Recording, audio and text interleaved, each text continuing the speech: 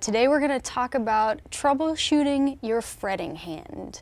This is if you're having trouble playing some of these chords, which I know some of you are because I read your comments, or somebody at Mahalo reads your comments and then tells me. And I know this is a struggle it was a struggle for me, it's a struggle for a lot of my students. So I know what you guys are going through. So here are 4 things, 4 little checklists that you can do to say, okay, this chord isn't sounding right. What could be the problem? First thing, if your palm and your wrist is not relaxed. If you look like this when you play, when you're trying to play like a D or a C, does that look comfortable? Doesn't feel comfortable. Relax. Relax your shoulder, relax your arm, relax your palm. I mean, sometimes the palm comes up for me for C, but it should be down like this, none of this. Okay, there's a lot of tension here in this arm. So remember, palm down, palm down, palm down, palm down. Second, thumb placement on the neck. Lots of these videos, you can definitely see my thumb poking up the top, saying hello, which is not great for like classical technique. For rock and roll, it doesn't matter so much. But I don't want to see this kind of stuff, because again, your palm is not dropped. If I do a D like this, or C like this, or G like that, you can see it's relaxed and the thumb is down. Sometimes for D, I'll be over here. I'm not gonna lie. That's all right. But I'm not up like so. So keep your thumb down, and it should look, I don't know if you can see this, should look like there on the neck, right around here, okay? None of this, oh, and none of this, okay? Definitely none of this. Relaxed, okay? Third, fingers are not pressing down on the string hard enough. Let's go to our C chord. Now I'm barely pressing and I'm getting that nice buzz. Oh. Press a little bit harder, the buzz goes away.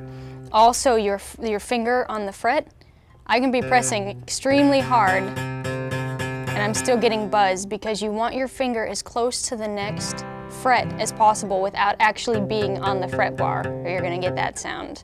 So make sure it's in the middle or a little bit over to the right and press down. See? Doesn't sound so good. Press down, okay? Fourth thing, other fingers accidentally hitting other strings that either mute or give it a little bit of a buzz. And this is one of the hardest ones, because if we're talking about, oh, let's just go to G, change it up a bit.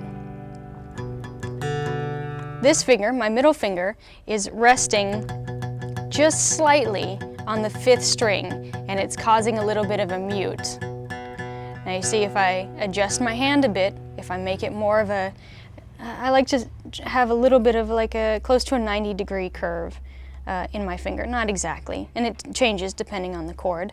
But if it's flat like that, it's going to mute. It's not going to sound right. Hear the difference? Okay. So everything on the tip and pressing down. Also, I know C is a big one for you guys, where like your first finger, let me try to get that. Oh, there it is. I know you've heard that. I've heard it a lot too. My first finger is just barely touching that first string, but it just creates a sound that is not pleasing. So curve, make sure it's curved, dropped, relaxed. If something doesn't sound right or it doesn't feel right, go over this checklist and say, am I doing this? Am I relaxed? Am I holding down hard enough? Do I have the right fret placement? Is anything muting? And that should clear up almost all of your problems. If not, let me know and we'll try to troubleshoot some more problems. But this is very, very common. I see this in students a lot. So I hope this helps your fretting hand, your left hand. For me, your right hand if you're left-handed. Ooh, that was a lot to say. All right, let me know if you have any questions. Thank you guys so much for watching. Really appreciate it. All right, guitar players, thank you so much for watching. To learn more guitar technique, check out these videos. Also, be sure and check out mahalo.com/playguitar.